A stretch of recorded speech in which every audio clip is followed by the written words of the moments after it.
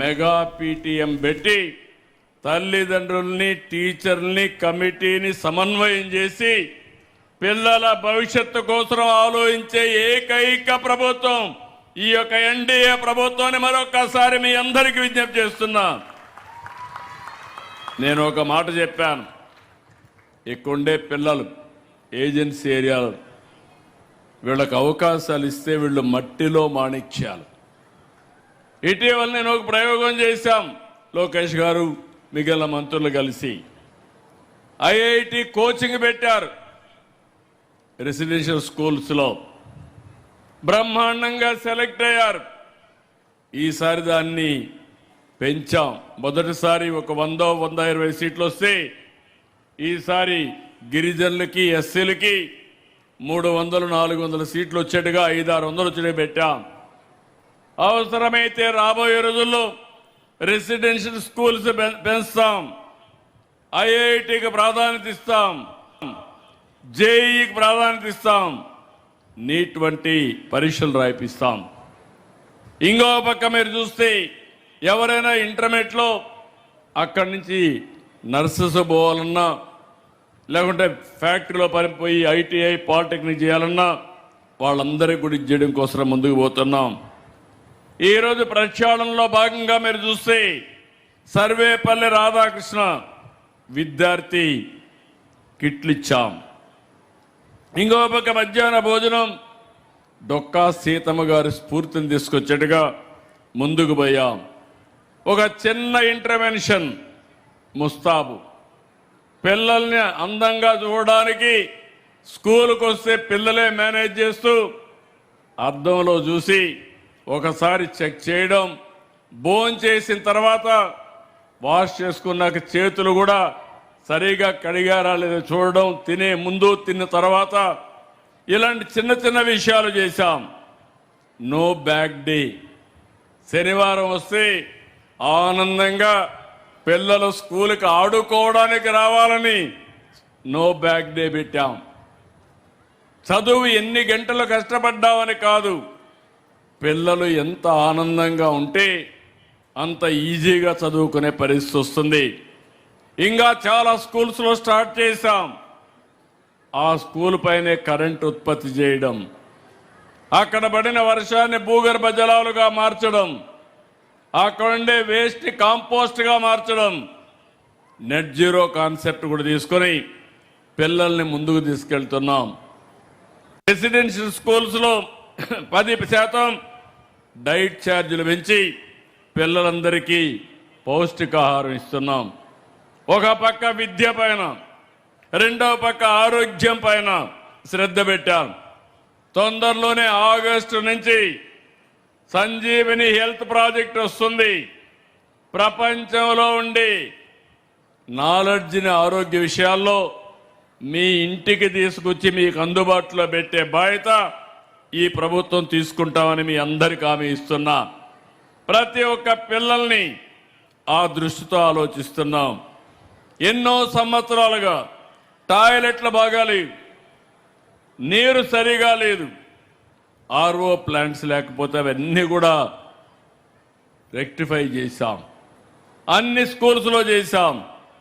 ఈరోజు ఇక్కడికి వచ్చినప్పుడు టీచర్లందరినీ, రాష్ట్రంలో ఉండే టీచర్లందరినీ కోరుతున్నాం. ఈరోజు విద్యా వ్యవస్థకు వెన్నెముక ఉపాధ్యాయులు. తల్లిదండ్రులతో సమానంగా గురువును పూజించే దేశం మంది. నేను ఎప్పుడు కూడా ఉపాధ్యాయులకు సముచితమైన గౌరవం ఇస్తూ వచ్చాను. ఎప్పుడో కౌన్సిలింగ్ పెట్టాం. ఒకప్పుడు టీచర్ ట్రాన్స్ఫర్ చేయాలంటే రాజకీయ నాయకుల దగ్గర తిరిగే పరిస్థితి. విముక్తి కల్పించాం. ఇప్పుడు ఎవరి దగ్గరికి పోయే పని లేదు. కౌన్సిలింగ్ ద్వారా ఈరోజు టీచర్స్ ట్రాన్స్ఫర్ చేస్తున్నాం. టీచర్లకి గౌరవం ఇవ్వాలి. సమాజంలో గుర్తింపు ఉంది. ఆ గుర్తింపుని శాశ్వతంగా ముందుకు తీసుకుపోవడానికి ముందుకు పోతున్నాం. ఈరోజు రాష్ట్రంలో ఉండే టీచర్స్ అందరినీ కోరుతున్నారు, ఇది మీ బాధ్యత. తల్లి తండ్రితో కలిసి ప్రతి ఒక్క విద్యార్థిని విద్యార్థుల్ని ఒక మంచి ప్రయోజకులుగా మనం తయారు చేస్తే మనం ముందుకు పోతాం. నేను డిఎస్సీలు పెట్టాను. గడిచిన ప్రభుత్వం 5 ఏళ్లలో ఒక డిఎస్సీ పెట్టలేదు. నేను మొట్టమొదటి నుంచి కూడా మీరు చూస్తే 14 సార్లు డిఎస్సీలు పెట్టాను 16 సంవత్సరాల్లో. మొన్న కూడా ఇప్పటికి రాష్ట్రంలో ఉండే టీచర్లందరూ 1,96,619 పోస్టుల్ని నియమించాం. మొన్న నేను చూశాను 15,941 మంది. ఇప్పుడు నేను క్విజ్ పోటీ పెట్టాను, అక్కడికి పోయాను. ఈ ఏజెన్సీ ఏరియాలో ఎవరు టీచర్లు అంటే మొన్న నియమించిన డిఎస్సీ నుంచి వచ్చిన ఉపాధ్యాయులే ఉన్నారని చెప్పి నేను మీకు తెలియజేస్తున్నా. ఇప్పుడు ఎక్కడా టీచర్ల కొరత లేదు. ప్రైవేట్ స్కూల్స్ కంటే బెటర్గా ఉన్నాయి. మంత్రి గారు కూడా ఎప్పుడు ఆలోచించి ఎప్పటికప్పుడు ఈ టీచర్లు ఎక్కడా ఇబ్బంది లేకుండా పోస్ట్ చేసే పరిస్థితికి వచ్చారు. నేను ఒకటే మీ అందరికీ విజ్ఞప్తి చేస్తున్నా, విద్యాశాఖ మంత్రిగా లోకేష్ గారు కానీ, ముఖ్యమంత్రిగా నేను కానీ, అదే మాదిరిగా ఎన్డీఏ భాగస్వాములైనటువంటి డిప్యూటీ సీఎం జనసేన అధినేత పవన్ కళ్యాణ్ గారు కానీ, ఇంకో పక్క ప్రధానమంత్రి నరేంద్ర మోడీ గారు, మేమందరం ఒకటే హామీ ఇచ్చాం మీకు. ఈ రాష్ట్రాన్ని బాగు చేస్తా ఉన్నాం, మళ్ళీ పునర్నిర్మాణం చేస్తా ఉన్నాం. ఒక పక్క సంక్షేమాన్ని ఇస్తాం, ఒక పక్క అభివృద్ధి చేస్తాం, ఒక పక్క సుపరిపాలన తీసుకొస్తామని చెప్పాం. దాని ప్రకారమే ముందుకు పోతున్నాం. ఈరోజు మీరు చూస్తే 16,000 మంది టీచర్ ఉద్యోగాలు ఇస్తే 100% మెరిట్ ప్రకారం ఇచ్చాం.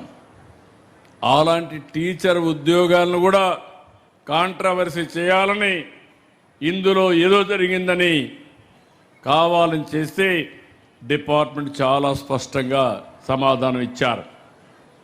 ఎలాంటి ఆధారాలు లేకుండా కావాలని బురజల్లే కార్యక్రమం, టీచర్స్ యొక్క కొత్తగా నియమించిన టీచర్ల మనోభావాల్ని దెబ్బతీసే కార్యక్రమం చేయడం దుర్మార్గమైన కార్యక్రమం.